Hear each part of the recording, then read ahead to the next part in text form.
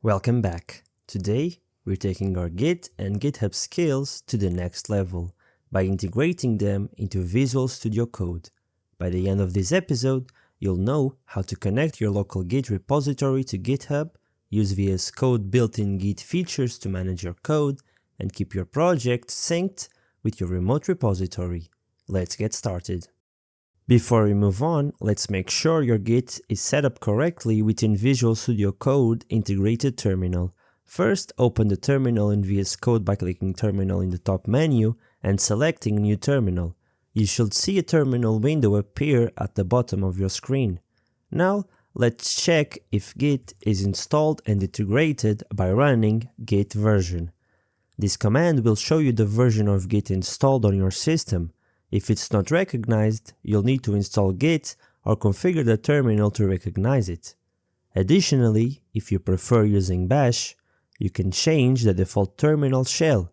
Go to Terminal, select Default Profile, and choose Git Bash.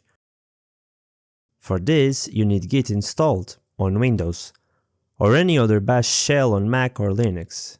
This will open a Bash terminal directly in VS Code, which is a more familiar environment for many developers.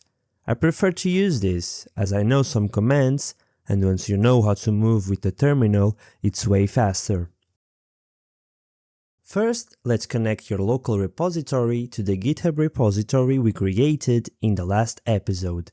Open your project folder in Visual Studio Code, then open the integrated terminal. Here, Git init initializes a new local repository, and git remote add origin links it to your remote repository on GitHub. Replace your username and your repo with your actual GitHub username and repository name. Or you can go to GitHub and find this link. Let's start by adding some files.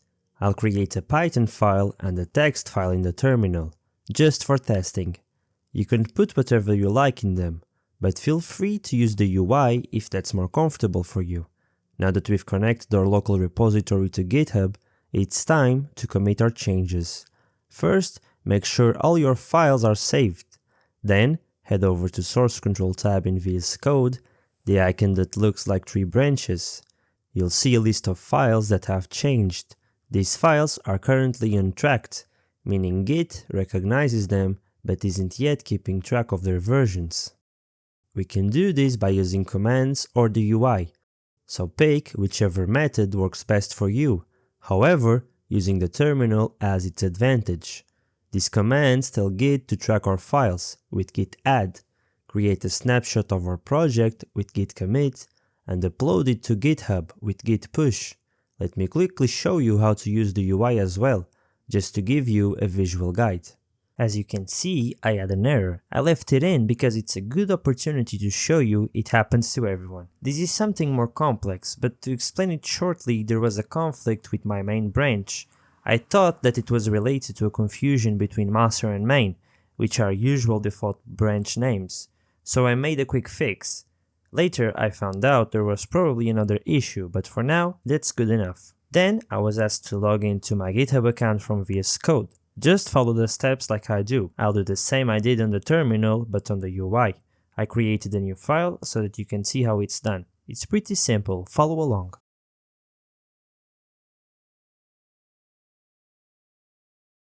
And that's it. Your code is now safely stored online. Now, let's make some changes to our project and push them to GitHub. For example, I'll add a new function to this Python file. Once the change is saved, you'll notice it show up in the Source Control tab as a modified file. Let's walk through the steps of staging, committing, and pushing this update to GitHub.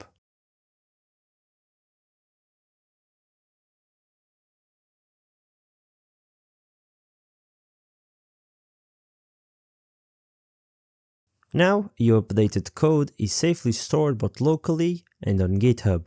This workflow ensures every change is tracked and backed up, and just like before, you can use the VS Code UI if that's what you prefer.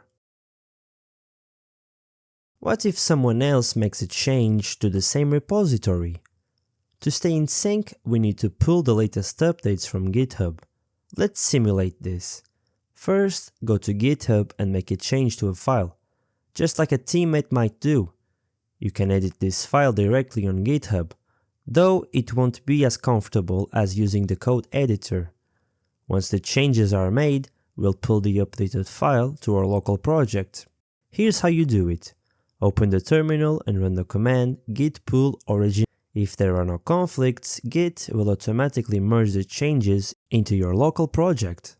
Once you do this, you'll see the changes reflected in your local project, ready for you to continue working. In real life, these will be your coworkers or collaborators making changes, or even you working from another computer. This way, your local project always stays up to date with the latest changes on GitHub. You can also use the VS Code UI to pull updates, just like this.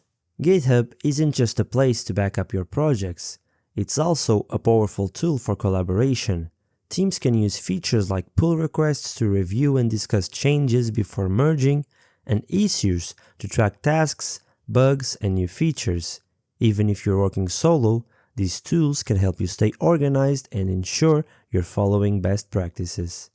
For now, let's focus on mastering the basics: staging, committing, pushing, and pulling. These core steps form the foundations of every Git and GitHub workflow.